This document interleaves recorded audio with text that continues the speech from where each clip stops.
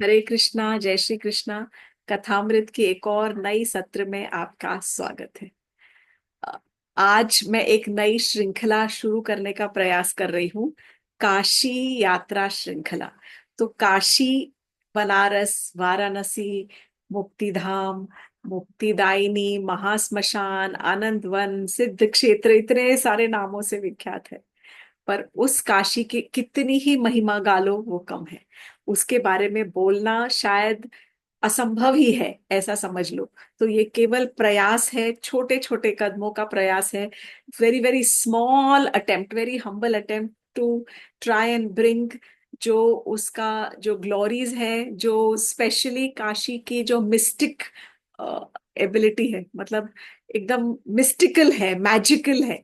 उस काशी के बारे में थोड़ी थोड़ी कुछ कुछ चर्चा करेंगे, कुछ कथाएं, कुछ कहानियां, कुछ घाट, कुछ मंदिरों की यात्राओं के थ्रू थोड़ा सा आपको काशी दर्शन कराने का प्रयत्न करूंगी।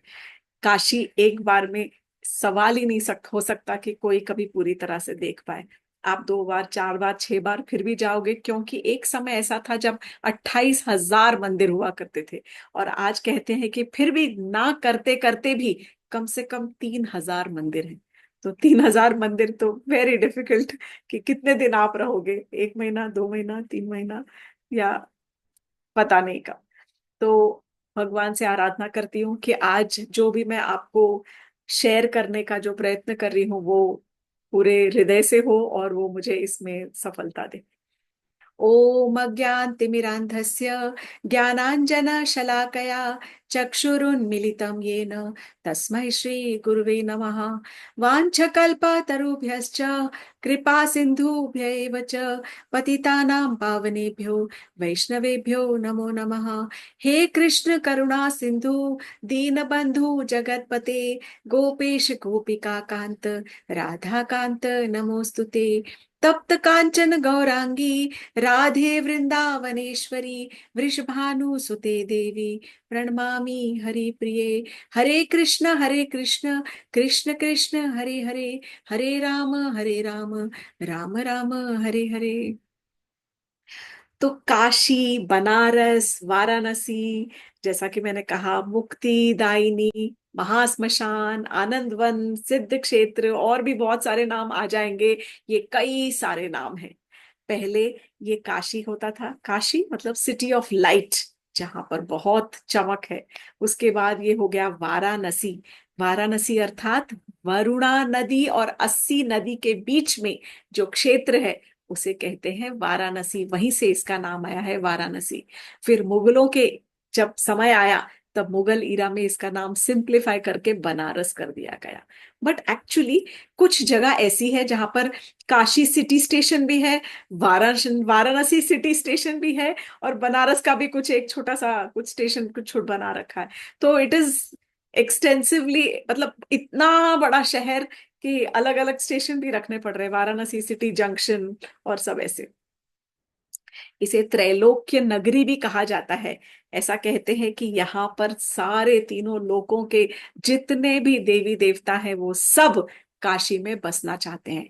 काशी में क्यों बसना चाहते हैं? क्योंकि काशी एक ऐसी नगरी है जो हमारे शास्त्रों के हिसाब से सबसे पुरातन, सबसे पुरानी, पूरे संसार, पूरी सृष्टि में सबसे पुराना यदि कोई नगरी है तो वो है काशी। सबसे प्रथम जो क्रिएशन किया गया, ऐसा कहा जाता है कि वो काशी ही शहर का, काशी नगरी का क्रिएशन किया गया। So it is the oldest city in the universe according to our shastras. कहते हैं कि सबसे पहले ये नगरी बसाई गई, believe to be also the, इसे कहते हैं कि ये केंद्र बिंदु है हमारी धरती का, पृथ्वी का जो है सेंटर पॉइंट माना जाता है काशी।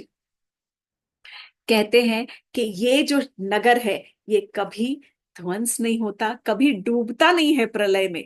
जब जब प्रलय आती है तब शिव जी इसको अपने त्रिशूल के ऊपर उठा लेते हैं और उठाकर धरती से ऊपर कर लेते हैं। कितना ही पानी हो, कितनी ही बहता जाए प्रलय, परंतु जो काशी है वो शिव जी के त्रिशूल के ऊपर होती है। इसलिए काशी शिव जी की परम प्रेयसी नगरी है, बहुत उनको प्रिय है और वहां पर उनका वास है। कैसे वास हुआ, ये सब कथा हम सुनेंगे। बट फिलहाल इतना थोड़ा सा जान ले इसकी जो जादुई, जो चमत्कारिक जो प्रॉपर्टीज है काशी की, वो बहुत इतना इतना सारा उसके बारे में लिखा हुआ है कि पूरा का पूरा स्कंद पुराण के अंदर एक पूरा काशी खंड है, फुल चैप्टर, बिग काशी खंड करके पूरा एक चैप्टर है उसके अंदर अबाउट काशी, महिमा, काशी की महिमा के ऊपर। तो अभी भी ऐसा कहते हैं कि 33 फीट फीट जमीन से, नॉर्मल जो जमीन है 33 फीट उससे ऊपर आता है काशी। तो वैसे भी सबसे हाईएस्ट, मतलब जो ऊंचा दर्जा दिया गया है, ये सब काशी की महिमा के बारे में बहुत सारे गुणगान गाए हुए हैं हमारे शास्त्रों में। एक जमाने में पहले इसे आनंद वन कहा जाता था, उसके बाद इसका नाम पड़ा मुक्तिदायिनी, और फिर वाराणसी, बनारस, इस प्रकार से कहा गया।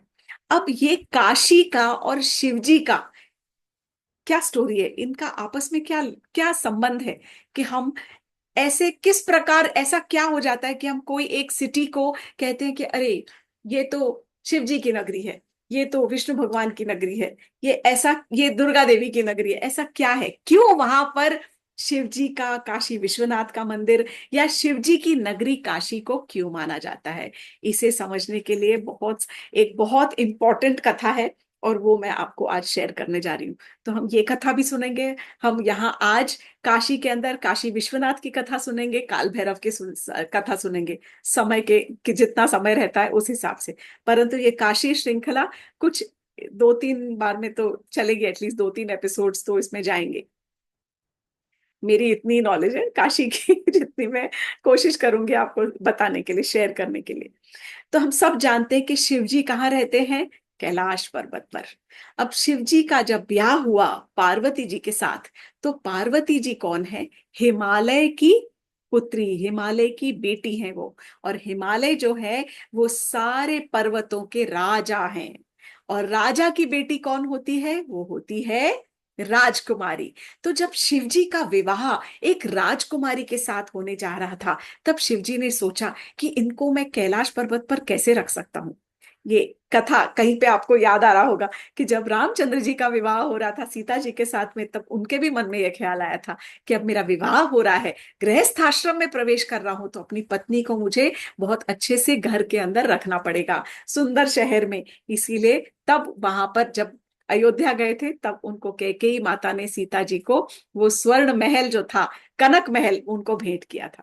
इसी प्रकार शिव जी के भी मन में ये आया कि अब मैं गृहस्थ होने जा रहा हूं फिर से, तो अपनी पत्नी को मैं किस जगह पर रखूंगा। तो उन्होंने देखा ये एक बहुत सुंदर जो नगरी है जिसका नाम है काशी, बहुत उनको अच्छी लगी, और उससे प्रभावित होकर उन्होंने डिसाइड किया कि मैं अपनी पत्नी को यहीं पर लाकर और यहीं पर उनके साथ में मैं रहूंगा। अब काशी के जो राजा थे उनका नाम था दिवोदस। जब काशी के राजा जो थे वो बहुत अच्छे, धर्मपरायण, वेरी नाइस, अच्छे, मतलब हर तरह से अच्छे राजा थे, सब उनको बहुत मान करते थे। अब शिव जी जब वहां पर पहुंचे तो उन्होंने देखा यहाँ तो ये राजा का राज है, और अब शिव जी तो स्वयं जहाँ कैलाश में उनका राज है, वो किसी और राजा के साथ में किस प्रकार वहां पर रह पाते। तब उनके अच्छा नहीं लगा उनको कि अरे ये राजा यहाँ पर रह रहा है दिवोदस, तो वो अपनी पत्नी को लेकर और मंदराचल पर्वत चले गए।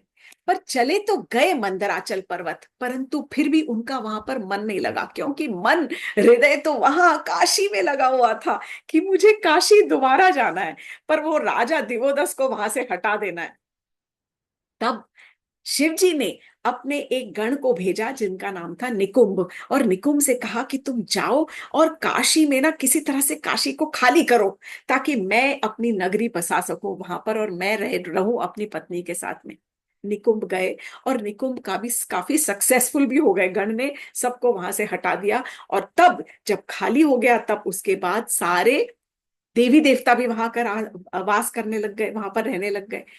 उस समय जो राजा दिवोदस था, तो राजा दिवोदस को बहुत बुरा लगा। राजा दिवोदस ने बहुत गहरी तपस्या की ब्रह्मा जी को प्रसन्न करने के लिए, कई वर्षों तक तपस्या करके ब्रह्मा जी को प्रसन्न किया, और ब्रह्मा जी से वरदान मांगा कि हे परमपिता ब्रह्मा जी, आप मुझे, मेरी तपस्या से प्रसन्न है यदि, तो मुझे वरदान दीजिए कि मेरे इस शहर काशी में कोई भी देवी देवता का कभी कोई निवास हो नहीं होने हो यहाँ पर, केवल मेरी ही प्रजा यहाँ पर रहे। ब्रह्मा जी ने कह लिया तथास्तु, और कहा जब तक तुम्हारा राज्य धर्म परायण तरीके से चलता रहेगा, यहाँ कभी कोई देवी देवता अंदर प्रवेश नहीं कर पाएगा, कोई रह नहीं सकेगा। प्रवेश नहीं मतलब कोई रहेगा नहीं यहाँ पर। अब ब्रह्मा जी ने ये कहा तो शिव जी का तो दिल टूट गया कि ये तो मैं जा नहीं सकता हूँ। तब शिवजी ने 64 योगिनियों को भेजा। He sent 64 योगिनीज। 64 योगिनी को कहा कि तुम जाओ और वहां जाकर वो जो राजा दिवोदस है ना, वो राजा दिवोदस की जो उनकी अच्छाइयों को उनका फॉल डाउन करो, मतलब उनको लुभाओ, और किसी तरह से लुभा कर ऐसा हो कि वो अपने धर्म परायण जो उनका कैरेक्टर है उससे उनका जो कैरेक्टर गिर जाए। परंतु 64 योगिनियां जब पहुंची काशी में तो उन्हें इतना अच्छा लगा वहां पर कि वो उन्होंने सोच लिया कि ये तो बहुत सुंदर जगह है। और राजा ने उन 64 योगिनियों के लिए वहीं पर 64 घाट के ऊपर उनके लिए मंदिर बना दिए। तो जब उनके मंदिर वहां पर गए बन गए, उनके घर वहीं पर बन गए, तो वो जो 64 योगिनियां थी वो 64 ही घाट के ऊपर वहीं पर रहने लग गई, वापस ही नहीं आई। तब शिव जी ने सोचा ये तो गड़बड़ हो गया। तब उन्होंने सूर्यदेव को बुलाया और कहा कि सूर्यदेव आप मदद कीजिए, आप जाइए वहां पर, देखिए ना, मेरे लिए भी कुछ जगह बनाइए, मैं वहां रहना चाहता हूँ, ये दिवोदस के राज्य में, दिवोदस को जाना चाहिए यहाँ से। जब सूर्यदेव वहां पर पहुंचे तो सूर्यदेव को भी नगरी इतनी पसंद आई, इतनी चकाचौंध, इतनी सुंदर, इतनी प्रॉस्परस, एकदम ऐश्वर्यपूर्ण नगरी को देखकर सूर्योदय का मन बहुत खुश हो गया। सूर्योदय वहां पर अपने 12 रूपों में, सूर्योदय के 12 रूप होते हैं, द्वादश आदित्य, 12 फॉर्म्स ऑफ सूर्यदेव। तब सूर्यदेव अपने 12 रूपों में वहीं पर जाकर बस गए।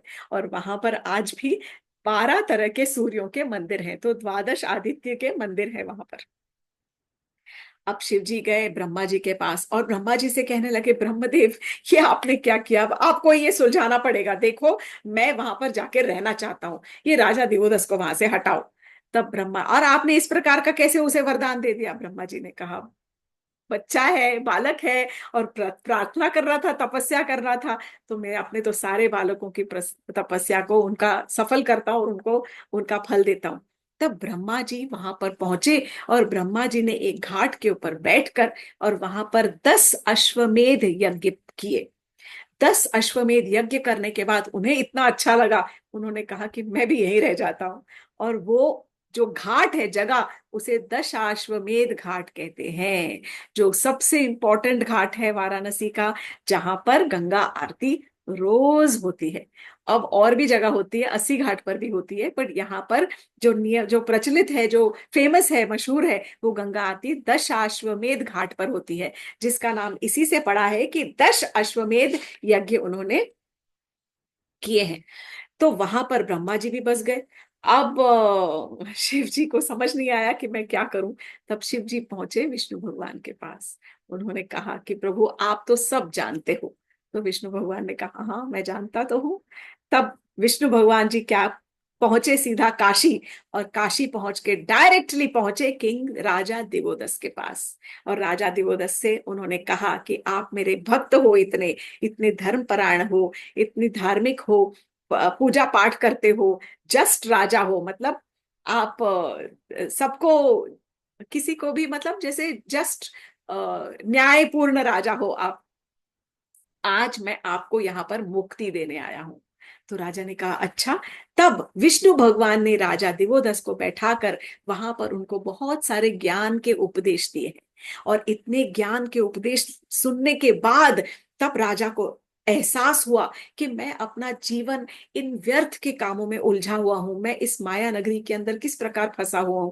तब उन्होंने विष्णु भगवान से प्रार्थना की कि हे प्रभु, आपने मुझ पर इतनी कृपा की है, अब आप मुझे मुक्ति भी दे दीजिए। मैं इस नगरी को छोड़कर, मैं इस शरीर को छोड़कर मैं आपके धाम आना चाहता हूँ। मैं इस जंजाल से, इस माया के चक्र से छूटना चाहता हूँ, और ये जो नगरी है, मैं इसे शिव जी को भेंट देना चाहता हूँ, क्योंकि वो जानते थे कि शिव जी का हृदय इस नगरी में बसा हुआ है। तब राजा दिवोदस ने स्वयं शिव जी को आमंत्रित किया और उन्हें ये नगरी भेंट में दे दी।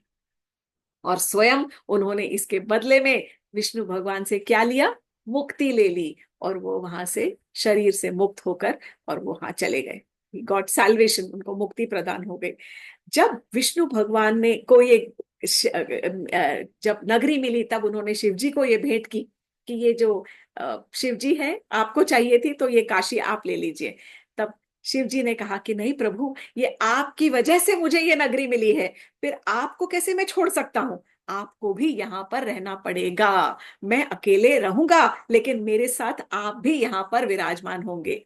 तब एक घाट है जहां पर आदि केशव नाम से उनका घाट है, वहां पर आदि मतलब सर्वप्रथम जो केशव आए, जो भगवान आए, उन भगवान के चतुर्भुज रूप का वहां पर बहुत सुंदर मंदिर है, आदि केशव मंदिर। ये वाराणसी के एकदम लास्ट का घाट है, अंतिम अंतिम अंतिम। तब विष्णु भगवान ने कहा ठीक है मैं रहूंगा, but I will stay almost in the outskirts of Varanasi. तो जो शुरुआत होती है सबसे, मतलब जो लास्ट का जो घाट है, वो आदिकेशव घाट कहलाता है। और तब से जो विष्णु भगवान थे वो आदिकेशव के रूप में वहां पर आदिकेशव घाट पे हैं, और पूरी की पूरी नगरी हो गई शिव जी की नगरी। अब हम इसके आगे बढ़ते हैं कथा सुनने के लिए। काशी काल भैरव मंदिर। तो काशी में बहुत सारे मंदिर हैं, और सबसे फेमस जो मंदिर है वो है काशी विश्वनाथ का मंदिर। परंतु काशी विश्वनाथ, काशी अर्थात काशी शहर, Kashi is also city of light, रोशनी की नगरी, और विश्वनाथ अर्थात विश्व के जो नाथ हैं, सारे संसार के जो नाथ हैं वो शिव जी, उनकी नगरी है ये। परंतु काशी विश्वनाथ के दर्शन करने से पूर्व हर एक व्यक्ति को कहाँ जाना पड़ेगा? सबसे पहले काल भैरव के मंदिर। अब ये जो काल भैरव है, ये भी शिव जी का ही एक स्वरूप है। तो कहते हैं काल भैरव जो है वो वाशी काशी के कोतवाल हैं, वहां के क्षेत्र पालक हैं। सबसे पहले जो भी काशी आता है उसे अपनी रजिस्ट्री वहां पर करवानी पड़ती है, कोतवाल के अंदर जाकर कोतवाली में नाम दर्ज करना पड़ता है, अर्थात वहां पे अपनी हाजिरी लगानी पड़ती है और बोलना पड़ता है कि हे काल भैरव, मैं आपके नगर में आ गया हूँ, आप मुझे मेरे पापों का प्रायश्चित कीजिए, दिलवाइए, और मुझे ऐसा लायक बनाइए ताकि मैं काशी विश्वनाथ के दर्शन करने योग्य हो जाऊं। काल भैरव जो है, इसकी कथा कुछ इस प्रकार है, और इसकी इंपॉर्टेंस भी हम आज समझने की कोशिश करेंगे। काल भैरव, काल अर्थात समय, और भैरव अर्थात फियर, जो डर करता है। और काल भैरव जो है वो समय और मृत्यु के जो परे है, वो है काल भैरव। जो काल के परे है और मृत्यु के भी परे है, वो है काल भैरव देवता। अब काल भैरव का जो कथा है वो शिव पुराण में काफी डिटेल में बताई गई है। तो शिव पुराण में एक चैप्टर 8 आता है, शतरुद्र संहिता, और भी शिव पुराण के अंदर काफी डिटेल के अंदर। तो देर इज लॉट ऑफ, थोड़ी कहानी मैं आपको इस तरह से बताऊंगी कि जो मुझे समझ आई, बट काफी ऐसा है कि जब आप पढ़ोगे तो कुछ किसी को और कुछ थोड़ा सा समझ आता है, little it could be a little confusing, but भगवान ने चाहा तो जिस प्रकार मैं समझाना चाहती हूँ वो शायद सिंप्लीफाई होके आपको समझ आ जाए। तो एक बार की बात है कि हम सब जानते हैं कि जो शेषशायी विष्णु है, और विष्णु भगवान के नाभि से एक कमल उत्पन्न हुआ था, और एक जो कमल की डंडी निकली, फिर कमल का फूल खिला, और कमल के अंदर ब्रह्मा जी को उन्होंने सृष्टि की, ब्रह्मा जी को पैदा किया, जन्म किया। अब जब ब्रह्मा जी पैदा हुए उस कमल के अंदर से, तो वो सब तरफ देखते रहे, चारों तरफ घुमाते रहे, इस प्रकार उनके सब मुख है पांचों दिशाओं में, सब तरफ वो सब तरफ देखते रहे कि कहाँ कहाँ कहाँ, मैं कहाँ से आ गया, मैं कौन हूं। और सबसे पहले उन्होंने क्या की, अंदर ही छलांग मारी, अंदर ही टर्न्ड इनवर्ड्स। जिस कमल के फूल के अंदर से वो पैदा हुए थे, उसी कमल की डंडी के अंदर वो घुस गए, और नीचे नीचे नीचे जाते रहे, टू सी द सोर्स, कि मैं कहाँ से निकला हूं, ये इस कमल के फूल का उद्गम स्थान कहाँ है। 100 वर्षों तक वो खोजते रहे, खोजते रहे, परंतु उन्हें कुछ समझ नहीं आया। फिर वो वापस आ गए। वापस आने के बाद फिर से अपने कमल के फूल के ऊपर बैठकर उन्होंने 12 वर्षों तक तपस्या की, जानने के लिए कि मैं कौन हूं, मैं कहाँ से आया हूं। और तपस्या करने के बाद, जब जब उन्होंने तपस्या करने के बाद जब उन्होंने आंख खोली, तब उन्होंने अपने आप को शेषशायी विष्णु के बगल में सोया हुआ, लेटा हुआ, बैठा हुआ पाया, अपने उनके बगल में बैठा हुआ पाया। कि शेषशाही विष्णु नजर आए और वो उनके साथ में बैठे हुए। तब उन्हें सडनली थोड़ा सा गुरूर आ गया, उनको लगा कि अहंकार जैसे भर गया। और उन्होंने पूछा, उस समय जो विष्णु थे वो शेषशाही विष्णु जो थे वो योग निद्रा में थे। कुछ समय बाद जब योग निद्रा विष्णु भगवान की टूटी और उससे वो जागे, तब उन्होंने, ब्रह्मा जी ने उनसे पूछा कि आप कौन हो, आप मुझे प्रणाम कीजिए, क्योंकि मैं इस सारी सृष्टि का रचयिता हूं। अब ब्रह्मा जी तो जानते ही नहीं थे कि ये विष्णु भगवान है, पर उनको थोड़ा सा अहंकार हो गया था क्योंकि वो ही तो सृष्टि के रचयिता थे। तो विष्णु भगवान जी को एक बार को थोड़ा सा क्रोध आया, परंतु तुरंत शांत हो गए और शांत कर कर बोले कि आपका स्वागत है पुत्र। क्योंकि वो तो ब्रह्मा जी तो विष्णु भगवान के बेटे हैं। तो विष्णु भगवान ने उनका स्वागत किया और कहा कि आपका स्वागत है पुत्र, आप बताइए कि आप कहाँ से आए हैं। ब्रह्मा जी को और क्रोध आ गया। How dare you call me son, आपने मुझे किस किस वजह से, किस प्रकार, किस बेसिस के ऊपर आप मुझे अपना पुत्र कह रहे हो।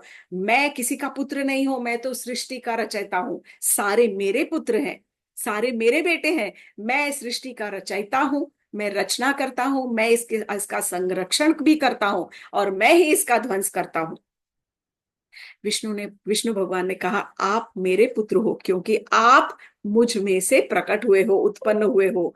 आप इस मेरी नाभि के अंदर से जो कमल निकला है, इस कमल के अंदर से आप प्रकट हुए हो। ये शुरुआत हुई एक डिबेट की, एक आर्ग्यूमेंट की।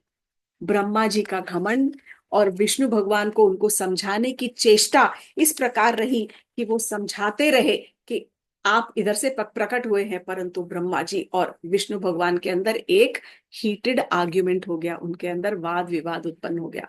और तभी उसी वाद विवाद के बीच में से सडनली एक बड़ा सा लाइट उत्पन्न हुई, कहते हैं एक स्तंभ निकला। अब आपस में ये भी कहा गया है कुछ जगहों पर कि इन दोनों में इतना झगड़ा हुआ कि विष्णु भगवान अपने गरुड़ जी पर सवार हो गए और ब्रह्मा जी अपने हंस पे सवार होकर उन्होंने दिव्य युद्ध किया है और सारे देवी देवता वहां पर प्रकट हो गए ये युद्ध को देखने के लिए। और कहीं कुछ जगह पर ऐसा लिखा है कि केवल एक वाद विवाद हुआ और कि कौन बड़ा है, इस ब्रह्मा जी अपने आप को बड़ा साबित करना चाहते थे। तब जब ये वाद विवाद हुआ, तुरंत आपस उन दोनों के बीच में तुरंत वहां पर एक खूब मोटा सा ज्योति का स्तंभ प्रकट हो गया। मतलब स्तंभ इज लाइक अ पिलर, इतना बड़ा खंबे जैसा ज्योति, huge light, huge pillar of light. तो जो ज्योति का स्तंभ उत्पन्न हुआ, ज्योति और स्तंभ अर्थात लिंग, तो इस प्रकार एक ज्योतिर्लिंग जो था वो वहां पर प्रकट हुआ। वो जो ज्योतिर्लिंग था वो इतना लंबा था कि ना उसका ऊपरी ओर था वो नजर आ रहा था और ना ही उसका छोर नजर आ रहा था। नो टॉप नो एंड, उसका आदि अंत कुछ नहीं नजर आ रहा था। और तब सब देखने लग गए कि ये क्या है। हालांकि उस समय कहते हैं कि ऑलरेडी, अच्छा चलो let's sorry let's go systematically. तब उस समय दोनों जो थे एकदम आश्चर्यचकित हो गए और तब उन्होंने डिसाइड किया कि ये देखना चाहिए कि ये कहाँ से आ रहा है और कहाँ को जा रहा है। तब विष्णु भगवान ने डिसाइड किया कि चलो। तब ब्रह्मा जी ने एक हंस का रूप लिया और हंस का रूप लेकर और वो ऊपर की तरफ चढ़ते गए कि ये जो ज्योतिर्लिंग है इसको मैं देखूं तो कि इसका जो आदि है वो शुरुआत कहाँ से हो रही है। और जो विष्णु भगवान थे उन्होंने एक वराह रूप लिया और वराह रूप लेकर और वो नीचे की तरफ देखने लग गए कि नीचे जो है इसका अंत कहाँ पर है। ऐसे वो ट्रैवल करते गए, तो ब्रह्मा जी जैसे ही ऊपर ट्रैवल करते गए, तब उनको सडनली, जब ये जो ज्योतिर्लिंग था ये एक्चुअली शिव जी का ही एक रूप था। शिव जी वहां पर अपने ज्योति के रूप में वहां पर प्रकट हुए थे। तो कहते हैं कि शिव जी ये देखकर उनको हंसी आ गई। जब उनको हंसी आई तो उनका सर थोड़ा सा हिला और हिलने से उनके सर के ऊपर जो केतकी के फूल चढ़े हुए थे वो फूल नीचे गिरने लग गए। जब फूल नीचे गिरे तो गिरते हुए फूलों को ब्रह्मा जी ने हाथ में लिया और तब उन केतकी के फूलों से कहा कि देखो, तुम मेरा साथ दो, है ना, क्योंकि मुझे तो पता नहीं कि ये कहाँ से आ रही हो, तुम कहाँ इसका आदि है। परंतु अब जब जब विवाद होगा, जब आर्ग्यूमेंट की जब बात चलेगी, तब तुम मेरा साथ देना और तुम मुझे सबको बताना कि मैंने तुम्हें, ये जो स्तंभ है उसके ऊपरी सिरे पर से मैंने ये फूलों को उठाया है। तो केतकी ने कहा ठीक है। अब विष्णु भगवान तो नीचे चले गए थे और उनको कोई छोर नहीं नजर आया। तब विष्णु भगवान आके ही एक्सेप्टेड कि मुझे तो इसका एंड नहीं नजर आया। उस समय जब ये स्तंभ के अंदर से सडनली एक मैन फिगर, मतलब एक ह्यूमन बींग, व्यक्ति के रूप में एक व्यक्ति का शरीर प्रकट हुआ। और ये था शिव जी का जो व्यक्तिगत जो शरीर है, पर्सनालिटी ऑफ शिव जी, वो उस अंदर से, ज्योति के अंदर से वो प्रकट हुई। इतनी,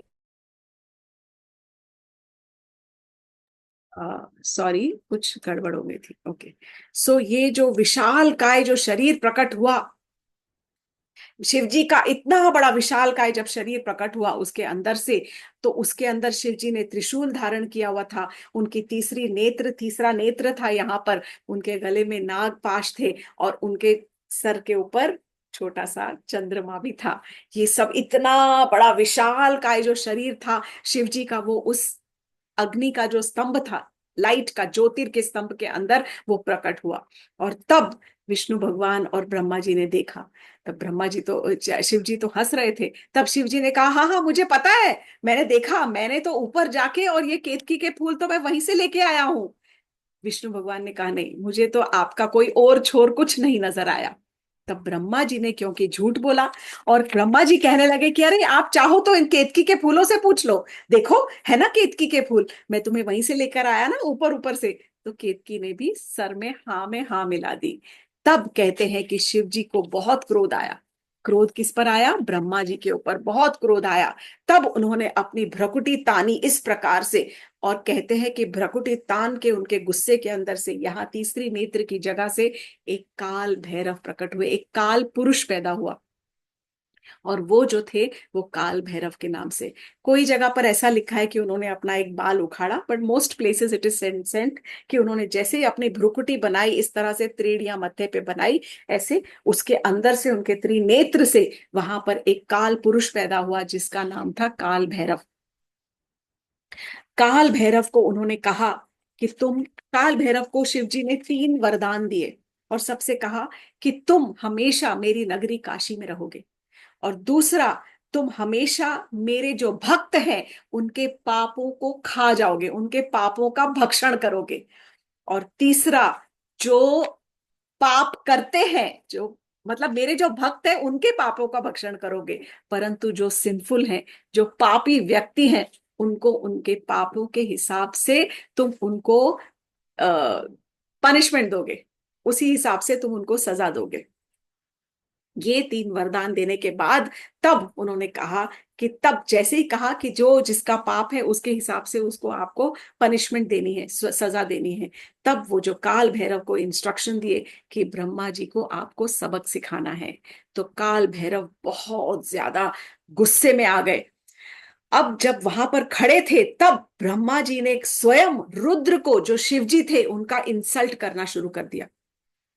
जो ब्रह्मा जी के 5 सर थे उस समय, और 5 सिर में से एक जो सिर था, वो बार बार शिव जी को कहने कहने लगा कि तुम रुद्र, तुम तो मेरी भ्रुकुटी से उत्पन्न हुए हो, और तुम क्योंकि रोए थे इसीलिए मैंने तुम्हारा नाम रुद्र रखा था। अब तुम्हें मेरी शरण लेनी चाहिए क्योंकि मैं सुप्रीम हूं, मैं सबसे बड़ा हूं। इस प्रकार अहंकार और घमंड में ब्रह्मा जी का जो एक मुख था, उसने शिव जी की बहुत इंसल्ट की है, बहुत अपमान किया है। तब काल भैरव ने उसी समय तुरंत ऐसा किया कि अपने, ऐसा लिखा है कि काल भैरव ने अपने लेफ्ट हैंड के नाखूनों से ब्रह्मा जी का जो वो 5वां सिर था उसको काट दिया। अब काटने के बाद में ब्रह्मा जी घबरा गए, और तब कहते हैं कि ब्रह्मा जी ने उस समय शतरुद्रीय जो स्तोत्र है, शतरुद्र, हाँ, शतरुद्रीय जो स्तोत्र है, वो उन्होंने गाना शुरू किया है, और उस समय उन्होंने शिव जी की आराधना की है। तब शिव जी तो शांत हो गए, परंतु वो काल भैरव था, उसने जो ब्रह्मा जी का सिर काटा था और क्रोध में आ गया था, तब वो ब्रह्मा जी का सिर जो कटा हुआ उसके हाथों से चिपक गया और वो वहां से छूटा ही नहीं। और तब उस समय कहते हैं कि उसे, काल भैरव को, ब्रह्म हत्या का भी पाप लगा। अब ब्रह्म हत्या तो ब्राह्मण की हत्या हुई, यहाँ ब्रह्मा जी की हत्या नहीं की थी, परंतु क्योंकि एक सर कटा था इसलिए उनको ब्रह्म हत्या का पाप लगा। ब्रह्म हत्या व्यक्तिगत जो श्राप है वो उनके पीछे भागती रही। श्राप रूपी जो डायन बोलो या श्राप रूपी जो एक असुर है, असुरी, वो उनके पीछे जो पाप लग पड़ा था वो काल भैरव के पीछे भागा। तब काल भैरव भागते हुए फिर से विष्णु भगवान जी के पास गए। तब विष्णु भगवान जी ने कहा कि आपके ही जो कहा गया है आपको कि आप काशी जाइए और काशी में ही आपको मुक्ति मिलेगी। तब उस समय जो काल भैरव थे वो काशी पहुंचे, और काशी पहुंचने के बाद वो जो उनके हाथों में जो चिपका हुआ था ब्रह्मा जी का सिर, उसको भी मुक्ति मिली, और काल भैरव को भी ब्रह्म हत्या के पाप से मुक्ति मिली। जिस जगह पर ब्रह्मा जी का कपाल अर्थात वो जो सर था वो गिरा, उसे वो मत्स्योदरी घाट है गंगा जी का, और उस जगह को कपाल मोचन तीर्थ भी कहा जाता है। काल भैरव वो है जो सबकी पनिशमेंट डिसाइड करते हैं, और वो वहां पर काल भैरव ही डिसाइड करते हैं कि किसको किस प्रकार का पनिशमेंट देना चाहिए। सबसे पहले काल भैरव से क्षमा याचना करनी पड़ती है, उनकी प्रार्थना करनी पड़ती है, और उनसे अपने आप को योग्य किया जाता है कि आप मुझे प्योरीफाई कीजिए, और ताकि मैं आगे जाके काशी विश्वनाथ के दर्शन कर सकूं। इस प्रकार ऐसा कहा गया है कि सबसे पहले किसी को भी काल भैरव के दर्शन करने चाहिए। 8 तरह के भैरव हैं, we will not go to all those details, but now अब जब हमने काशी काल भैरव को प्रणाम कर दिया है, और काल भैरव की इजाजत से, उनकी आज्ञा से अब हम काशी विश्वनाथ के मंदिर में प्रवेश कर रहे हैं। काशी विश्वनाथ शिव जी का महल है, शिव जी का घर है। काशी विश्वनाथ शिव जी जो ऐसा घर है जहां पर शिव जी का हृदय निवास करता है, शिव जी का प्राण है वहां पर। ऐसा कहा जाता है कि शिव जी को बहुत ज्यादा जो प्रिय है वो ये वाला मंदिर है काशी विश्वनाथ का। काशी के जो पिता हैं वो है विश्वनाथ, और माता है अन्नपूर्णा देवी पार्वती जी। उनकी भी कथा हम अगली बार सुनेंगे। आज हम थोड़ा सा फास्ट। जब काशी विश्वनाथ जो है ज्योतिर्लिंग, जो सबसे प्रथम ज्योतिर्लिंग प्रकट हुआ था, वो ये विश्वनाथ का ज्योतिर्लिंग है, which is at Kashi Vishwanath. Total कहते हैं कि 64 64 लिंग है, लेकिन उसमें से 12 जो ज्योतिर्लिंग है वो बहुत इंपॉर्टेंट है। और 12 ज्योतिर्लिंग ऐसे, गुजरात में सोमनाथ, मल्लिकार्जुन आंध्र प्रदेश, ओमकारेश्वर मध्य प्रदेश, बैद्यनाथ झारखंड में, भीमा शंकर महाराष्ट्र में, महाराष्ट्र में 3 है, भीमा शंकर, त्र्यंबकेश्वर और कृष्णेश्वर। फिर रामेश्वर, नागेश्वर, केदारनाथ जो उत्तराखंड में है, महाकालेश्वर महाकाल उज्जैन में, और विश्वनाथ जो काशी यूपी में। इस प्रकार के ये 12 ज्योतिर्लिंग में से काशी जो है उसे अविमुक्त क्षेत्र कहा जाता है। अविमुक्त अर्थात ऐसी जगह जो शिव जी कभी इसको तजते नहीं है, छोड़ते नहीं है। Shiv ji never leaves this place, he never gives up on this place. सबसे पहले शिव जी ने इसको आनंद वन, बहुत सुंदर वन के रूप में डेवलप किया था, एज अ फॉरेस्ट, जहां पर बहुत सुंदर सुंदर लताएं, कुंज और कुंड थे। और उसके बाद इसको महाश्मशान बनाया। महाश्मशान अर्थात ऐसी स्मशान भूमि या जहां पर जो भी काशी में आता है वो हमेशा उसको मुक्ति मिलती ही मिलती है। It is a city of liberation, city of salvation. क्योंकि कहते हैं कि यहाँ पर जो शिव जी रहते हैं, वो जब भी किसी की मृत शरीर को लेके आया जाता है, तो जब मणिकर्णिका घाट जाते हैं तो कहते हैं कि शिव जी वहां पर तारकेश्वर महादेव के रूप में उस मृत शरीर के कान में एक तारक मंत्र कहते हैं। और ये तारक मंत्र कहने से जो जो व्यक्ति है वो इस भव सागर से तर जाता है। और ये तारक मंत्र सुनने से पूर्व उसको पहले काल भैरव में अपनी अर्जी लिखानी पड़ती है। ही हैज टू पे हिज अटेंडेंस वहां पर पहले करानी पड़ती है। That is the importance. Kashi Vishwanath, इसे गोल्डन टेम्पल भी कहा गया है क्योंकि इसका जो ऊपर का जो डोम है पूरा का पूरा सोने का बना हुआ है।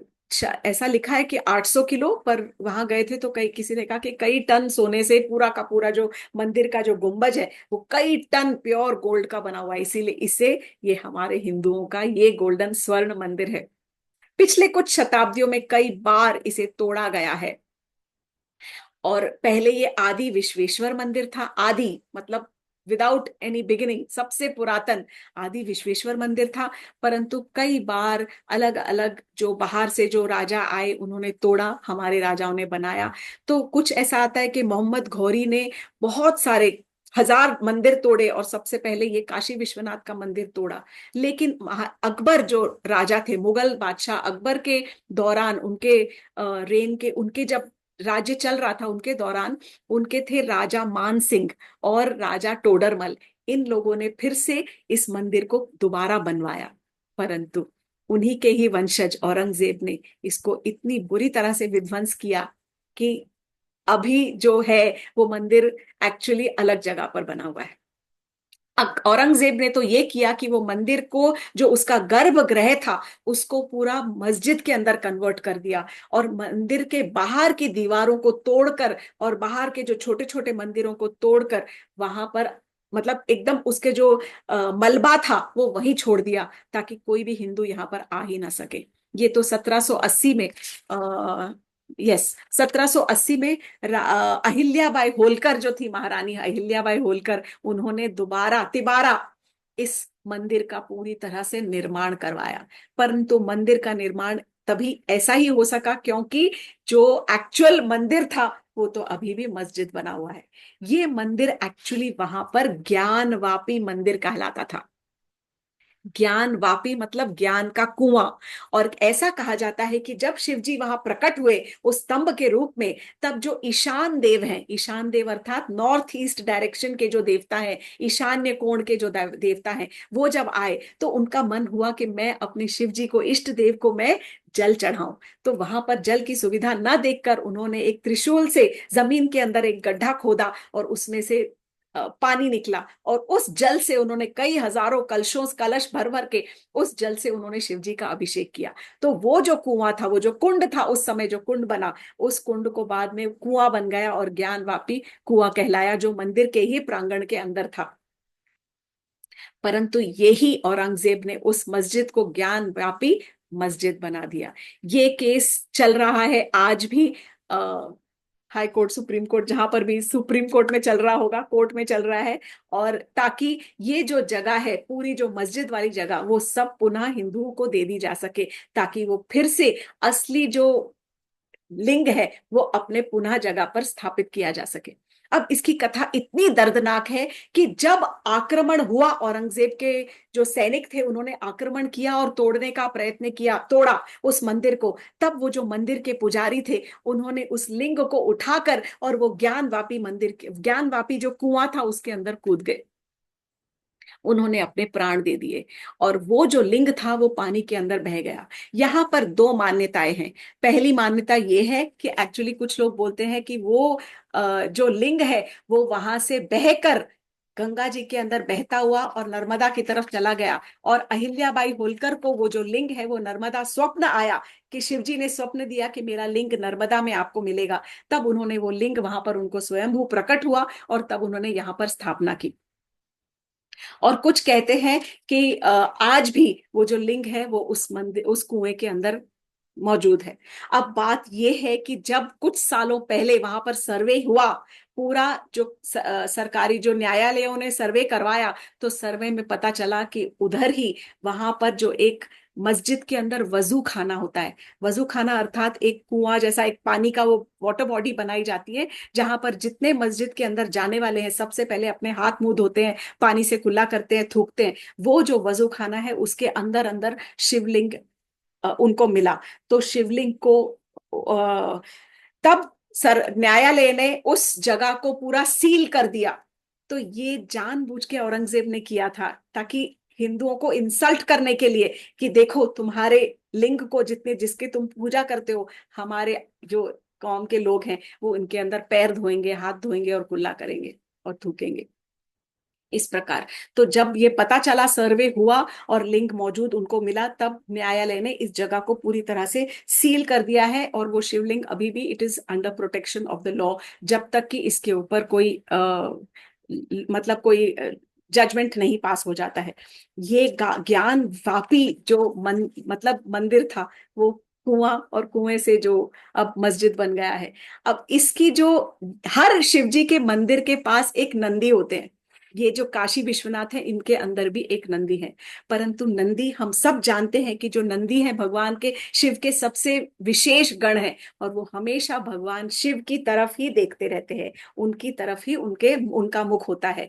परंतु काशी विश्वनाथ मंदिर में जो नंदी बैठी है वो शिव जी की तरफ नहीं देख रही है, वो ज्ञान वापी की तरफ देख रही है, जहां पर ज्ञान वापी कुआं था। और वहां पर एक्चुअली तभी, इसीलिए जब खुदाई हुई, जब ये सर्वे हुआ, तो उस तरफ ही वो शिवलिंग और वो कुआं वहां पर मिला। तो मंदिर एक्चुअली वो ही है जहां पर कि जो नंदी का जो चेहरा है उस तरफ ही है। अब इस वक्त तो उनकी बैक है शिव जी के मंदिर की तरफ। ये जो शिवलिंग अभी भी जो स्थापित है वो भी स्वयंभू है, और हम वेट करेंगे कि ये जो जजमेंट है जब आए तो हम अपना एक नया मंदिर बना सके। परंतु 2021 में, आई थिंक 2021 में ही, हमारे प्रधानमंत्री ने इतना सुंदर बना दिया है विश्वनाथ मंदिर को, क्योंकि पहले एक बार गई थी बचपन में, तब एकदम अलग ही था, जीर्ण अवस्था में था। इतना सुंदर है, इतना ही सुंदर है, और बहुत सुविधाजनक दर्शन। Very nice. हर एक को एक बार तो कम से कम जीवन में अब तो जाना बनता है। तो अब तक हमने बहुत अब कहते हैं कि शिव जी मेन, जो भी उनके धाम आता है, जो काशी आता है, जो विश्वेश्वर जाता है, विश्वेश्वर कहलाते हैं, विश्व के ईश्वर। जो विश्वनाथ मंदिर जाता है, कहते हैं कि काशी के जो विश्वनाथ हैं वो सबको मुक्ति प्रदान करते हैं। वो ही इज आशुतोष, बहुत सरल हृदय है, बहुत जल्दी खुश हो जाते हैं, जल्दी प्रसन्न हो जाते हैं। चंद्रशेखर, उनके जटाओं के अंदर उन्होंने चांद को अपने शिखा में लपेट रखा है। तो इस प्रकार हमने आज काल भैरव और काशी विश्वनाथ के दर्शन किए हैं, उनको हम प्रणाम करते हैं। अब विश्वनाथ जहां पर होंगे वहां से उनसे पार्वती जी दूर कहाँ जा सकती हैं। तो मंदिर के बहुत पास में है अन्नपूर्णा देवी का मंदिर, और इनकी कथा बहुत बहुत बहुत रोचक है कि पार्वती जी ने ऐसा क्या किया कि शिव जी भी वहां पर भिक्षा मांगने आ गए अन्नपूर्णा देवी से। इसकी कथा हम अगली बार और सुनेंगे। वहां पर बहुत तरह तरह के, ये मैं आपको बताना भूल गई हूँ कि काशी में इतने तरह तरह के मंदिर हैं। वहां पर नव दुर्गा मंदिर है, और 5 तीर्थ है, 56 तो गणेश जी के मंदिर है, 3000 मंदिर है तो है ही। सब तरह के 12 सूर्यों के मंदिर है, 12 आदित्य मंदिर है। कौन से देवी देवता वहां पर नहीं निवास करते, सब वहां पर है। तो इन सब की थोड़ी थोड़ी जैसे जैसे जाएगी कुछ कुछ कथा हम सुनेंगे। एंड आज के लिए इस कथा को यहीं समाप्त करते हैं। फिर से काशी दर्शन अगले हफ्ते। हरे कृष्णा, जय Shri Krishna. Thank you so much for joining कथामृत।